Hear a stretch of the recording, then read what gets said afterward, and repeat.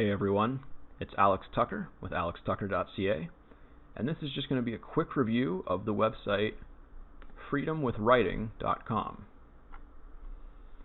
So, if you're not aware of this website, some people refer to it as a magazine-style website. It's basically a blog, but its main feature is the email list, which you can sign up for right here on the front page.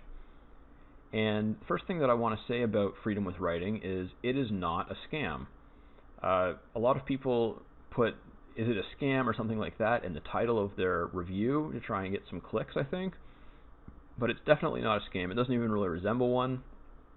What it is a curated list of writing opportunities for kind of new and developing writers.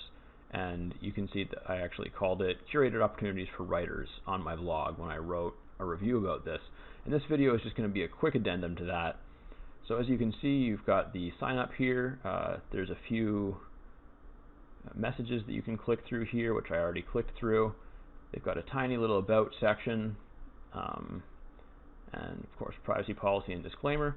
And then down here there are some posts which you can click through to, paid publishing opportunities, and case studies. Some of the case studies are pretty interesting, but the paid publishing opportunities are what most people are going to be interested in. Most writers who are looking to make more than you're going to be earning on, job boards and content mills and things like that. So if you sign up for the email list, this is the kind of thing that you're going to get emailed on a regular basis, kind of like 1 to 3 times a week. They tend to send out a newsletter, and it just has a bunch of information and links to paid writing opportunities online.